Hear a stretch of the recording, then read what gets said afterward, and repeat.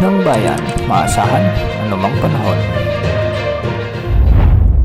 Magandang oras po sa ating lahat. Narito ang update sa lagay ng panahon ngayon at sa binabantayan nating si Bagyong Enteng. Bagya pa nga lumakas si Bagyong Enteng at huling namatan ito sa layong 100 kilometers hilagang silangan ng Katarman Northern Samar o 115 kilometers silangan timog silangan ng Virac, Catanduanes. Taglay nito ngayon ang lakas ng hangin na umaabot ng 55 kilometers per hour malapit sa gitna at pagbugsong umaabot sa 70 kilometers per hour. Kumikilos ito ngayon ng hilagang kanluran sa bilis na 15 kilometers per hour.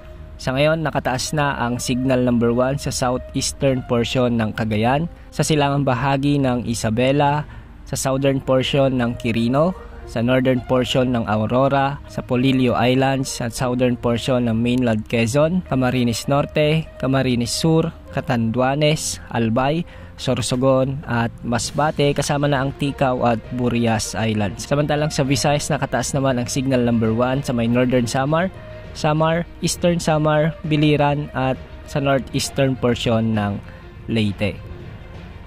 Ang mga lugar na ito ay posibleng makaranas ng mga pagkulan at pagbugso ng hangin sa loob ng 36 na oras. Base sa forecast track ng bagyo, inaasahan nakikilos ito ng pahilagang kanluran at posible ang landfall scenario ng bagyo. Bukas ng umaga, inaasahan na nasa katubigan na ito sa silangan ng Pandan, Catanduanes at pagsapit naman ng hapon ay nasa 170 kilometers silangan na ito ng Baler, Aurora. Sapit naman ng Martes ay nasa katubigan na ito ng Peña Blanca, Cagayan at pagsapit ng hapon ng Martes ay nasa Calayan, Cagayan na ito. Mabagal pa rin itong kikilos pagsapit ng Miyerkules at pinabaybay pa rin ang Calayan, Cagayan at paikot-ikot nababagtasin rin ang Burgos, Ilocos Norte, ang katubigan ng Burgos, Ilocos Norte at pagsapit naman ng September 5 ay nasa 190 kilometers west-northwest na ito ng Calayan,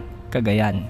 Nakikita rin sa forecast na bahagya itong lalakas at posibleng umabot sa severe tropical storm, kaya yung mga lugar na posibleng daanan nito ay maging alerto dahil posibleng itaas ang signal number 3 kung sakali mang maglandfall ito sa kalupaan ng Northern Luzon. Sa mga susunod na araw ay posibleng hilahin din nito ang habagat, kaya maghanda po sa malalakas na pag-ulan lalo na sa may Mimaropa, Western Visayas, Central Visayas, Negros Island Region, Eastern Visayas, Caraga Region, Northern Mindanao at Zamboanga Peninsula. Pagsapit naman ng Martes, posible na rin ang malalakas na pagbuhos ng ulan dulot ng habagat na palalakasin ni Bagyong Enteng sa may Zambales, Bataan, Aurora, Bulacan, Metro Manila, Calabarzon, Mimaropa, Bicol Region, buong Visayas at ang Caraga Region. At pagsapit naman ng hapon ng Martes hanggang hapon ng Miyerkules, asahan pa rin ang mga malalakas na pag-ulan sa may Zambales, Bataan, Aurora, Bulacan, Metro Manila, Calabarzon, Mimaropa, Bicol Region at Western Visayas. Hindi rin inaalis na maapektuhan ang ilang bahagi ng Central Luzon, Ilocos Region at Cordillera Administrative Region. Sa ngayon, malawak ang kalapang sakop ng Bagyong Enteng, kaya pinag-iingat po natin ang ating mga kababayan, lalo na sa Visayas at Southern Luzon, sa banta ng pagbaha at pagguho ng lupa. Yan ang update sa lagay ng panahon. Ito po ang weather update ng bayan, maasahan anumang panahon.